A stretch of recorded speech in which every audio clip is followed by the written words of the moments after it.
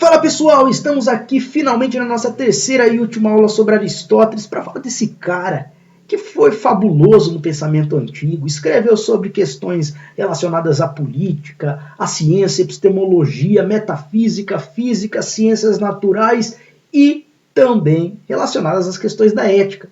E é para tentar entender um pouquinho essa proposta de Aristóteles sobre as questões relacionadas à vida moral que nós vamos conversar um pouco nesse terceiro e último encontro sobre Aristóteles. Meus queridos e queridas, o Aristóteles ele é inserido num momento importante do pensamento antigo, não só relacionado à questão histórica, à questão da transição cultural do momento clássico para o momento helenístico, mas também Aristóteles ele rompe com uma tradição que vinha dos hebraicos. E é justamente por conta disso que a sua proposta acerca da ética acaba se consagrando na história, inclusive vai influenciar pensadores consagrados do campo da ética, a exemplo de Kant, por exemplo, que vai retomar muito da lógica de Aristóteles. Outro cara que também vai beber muito da água desse nosso pensador é São Tomás de Aquino, durante o período da Idade Média. Então, a obra sobre ética, escrita por Aristóteles, principalmente no seu livro A Ética a Nicômaco, escrito a partir de um diálogo com o seu filho, ela vai acabar inspirando boa parte dos pressupostos morais trazidos pelo Ocidente. Mas vamos entender qual é essa ruptura que Aristóteles faz. Dentro da tradição hebraica, vamos entender que pensar os valores, que pensar as posturas humanas, todos os pressupostos relacionados à moral partiam dos 10 mandamentos. Em outras palavras, as escrituras sagradas eram a fonte para se julgar posturas, valores. Né? Entendemos, portanto, que os pressupostos hebraicos eram intimamente ligados a uma ordem teocrática. Tá? E a felicidade, portanto, do indivíduo, ela era conquistada na medida em que o mesmo conseguisse gozar ou viver de acordo com os pressupostos trazidos pelas escrituras sagradas. Por isso, meus queridos e queridas, segundo a tradição hebraica, quanto mais moral você fosse, vivendo de acordo com os pressupostos dos 10 mandamentos, conforme trazidos pela ordem teocrática, você conseguiria, portanto, cumprir a sua salvação. Essa visão moral foi uma das que mais sistematizaram-se dentro do período antigo e que figurou por boa parte da antiguidade, inclusive sendo retomada durante o período do medievalismo. Mas Aristóteles, meus queridos e queridas, ele rompe com essa herança hebraica. Aristóteles prefere pensar de um modo bastante divergente dessa tradição. E para vocês visualizarem, eu vou até deixar em aberto essa nova aba para vocês conseguirem, através dessa comparação, entender a oposição que Aristóteles faz. Bom, enquanto os hebraicos entendiam que pensar valores era, na verdade, um esforço de se vincular às escrituras sagradas, Aristóteles vai dizer que os valores eles são criados não mais por uma ordem religiosa, mas eles são criados pela própria razão humana. Então ele tira o pressuposto da moral de uma ordem divina e aloca no ser humano. Olha aqui novamente o humanismo falando muito mais alto. Enquanto a tradição hebraica entendia que a felicidade ela era conquistada na medida em que os indivíduos prezassem, vivessem a moral trazida pelas escrituras, Aristóteles vai entender que a felicidade ela é um bem supremo. Então ela está ligada com a própria vocação do ser humano, que para ser feliz não deve seguir uma trajetória trazida por um código religioso, mas deve prezar pela própria sua vocação enquanto ser humano, porque entende que desde quando ele nasce, tudo que ele tem que fazer na vida é prezar por esse bem que é supremo, ou seja, que é sempre construir e trabalhar em prol da sua felicidade. Fala de novo mais alto o humano e não mais o religioso. Olha que interessante, enquanto os hebraicos entendiam que viver de acordo com os preceitos morais conduziria ele à salvação, Aristóteles vai entender, por um outro lado, que a ética e não a moral é quem conduz ao bem supremo. Nós já tivemos uma aula aqui na nossa plataforma sobre a diferença entre ética e moral, mas de um modo muito sintético, porque não faz parte dos objetivos dessa aula. Eu quero que você entenda, meu querido e minha querida, que enquanto a moral diz respeito aos valores culturais criados por um contexto social, por um grupo específico, a ética diz respeito à problematização, à reflexão sobre esses valores.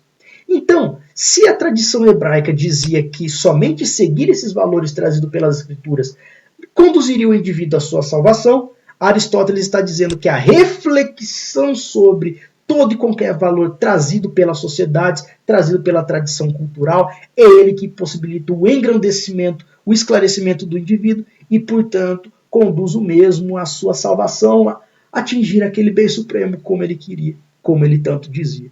Por isso que Aristóteles ele rompe com a tradição hebraica e coloca o indivíduo como sendo o autor da sua própria felicidade, como sendo aquele que constrói a sua própria postura moral. Meus queridos e queridas, por falar, portanto, em moral, em ética, em Aristóteles, essa reflexão acerca dos valores é um saber muito mais prático, que não tem a ver nem com pressupostos religiosos como queriam os hebraicos, que não tem a ver com pressupostos abstratos ou metafísicos como queria Sócrates e Platão, mas ele é um saber prático, porque ele é construído a partir do próprio trabalho e da própria reflexão humana. Ele é muito mais prático, ele depende do indivíduo para existir. Ele não existe a prioristicamente, e ele é guiado pela razão. Então ele está intimamente ligado a essa reflexão constante, a esse esclarecimento que conduz o ser humano, portanto, a problematizar os valores e assim se tornar mais livre em si mesmo para conseguir atingir a sua felicidade, que é o bem supremo. E Aristóteles vai colocar que uma postura, portanto, ética, de modo equilibrado, ela deveria prezar pelo justo meio. E o justo meio se consagra dentro da tradição aristotélica. Anote isso entre os seus estudos, meus queridos e queridas. Falar em ética para Aristóteles é você conseguir fazer toda essa reflexão acerca dos problemas morais, mas sempre prezando pela mediatriz. A mediatriz significa o justo meio. Não é você nem cair nos excessos, mas também nem nas faltas. É você agir de acordo com o meio. É você saber agir de modo proporcional, evitando excessos ou as faltas. É você sempre, portanto, ter uma postura equilibrada e harmoniosa. E à medida que você age assim, segundo Aristóteles, refletindo sobre esses valores, centrando-se em si mesmo como construtor da própria conduta moral a partir dessa reflexão racional, você consegue, portanto, atingir a sua felicidade. E viver feliz faz você viver bem com os outros indivíduos, não é mesmo?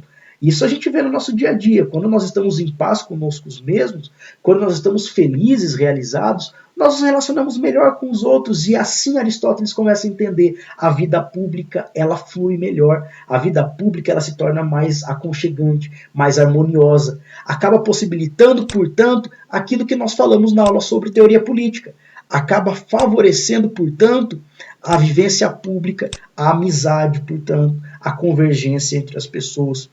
Por isso que pensar a questão da ética para Aristóteles está também muito ligada ao pensar a própria política, porque na medida em que nós nos tornássemos esses cidadãos éticos, nós estaríamos cada vez mais potencializando a vida pública, tornando então a política cada vez mais voltada à busca do bem comum, de um bem mais coletivo para todos.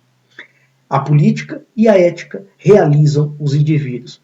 Muito diferente do que nós observamos na realidade política hoje do Brasil, né? Quando, na verdade, quando se fala em política no contexto atual do nosso país, é falar num contexto que gera repulsa, que gera desencantamento, que gera perseguições e não realizações, e não necessariamente felicidades. Ela muito mais desilude do que contempla a felicidade ou realização de indivíduos, não é mesmo? Talvez a gente tenha que aprender um pouco com Aristóteles.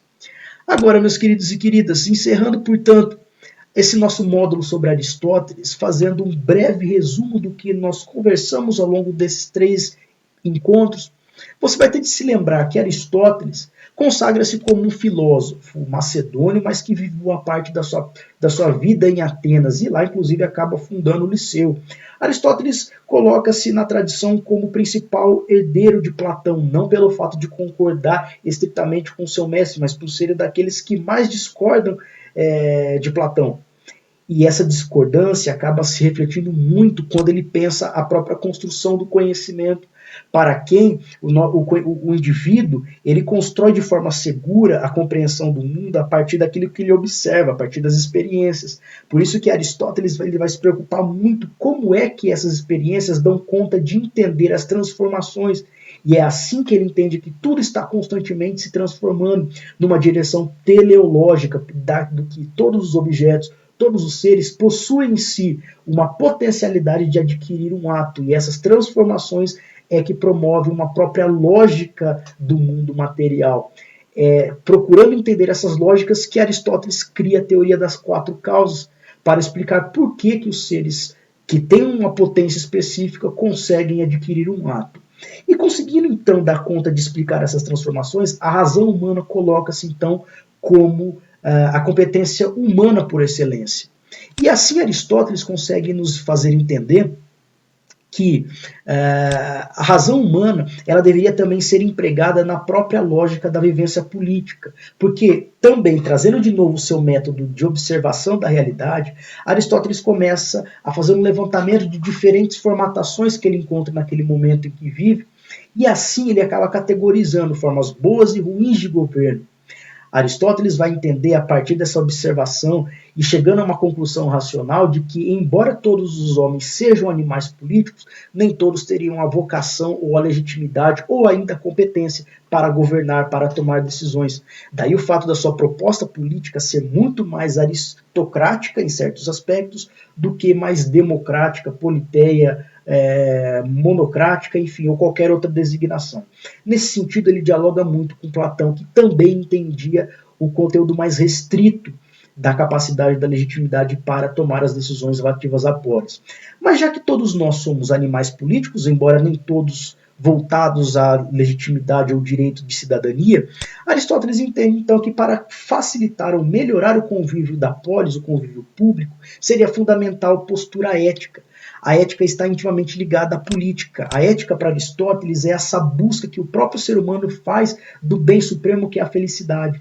E agir de modo ético não é agir segundo os preceitos morais de uma matriz religiosa, mas é você conseguir se inspirar pela sua própria razão e, através dela, refletir sobre os valores e direcionar-se para a cada vez mais contemplar a sua felicidade. Isso, para Aristóteles, tornaria o ser humano realizado em si mesmo. E realizado em si mesmo, ele consegue conviver melhor com seus concidadãos e construir uma ordem pública muito mais harmônica, por assim dizer. Saber refletir sobre os valores é você saber ser prudente também em si mesmo, não prezando pelos excessos nem pelas faltas. Daí o fato de que a ética em Aristóteles também é pensada ou colocada como uma ética do justo meio, ou uma ética da prudência. Meus queridos e queridas, deixo aqui então meu forte abraço a vocês e peço realmente que vocês direcionem a mim quaisquer dúvidas que tenham ficado, quaisquer comentários, críticas, enfim. Eu quero sim, da melhor forma, ajudar vocês e eu sei que eu vou conseguir fazer vocês gabaritarem todas e quaisquer questões relacionadas à filosofia e sociologia, porque o meu propósito é fazer vocês atingirem justamente essa felicidade que tanto Aristóteles coloca em suas obras.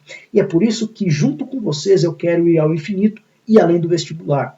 Deixo aqui o meu forte abraço, meu grande beijo a vocês e me coloco à disposição para quaisquer necessidades. Meus queridos e queridas, até nos vermos numa próxima oportunidade. Até mais!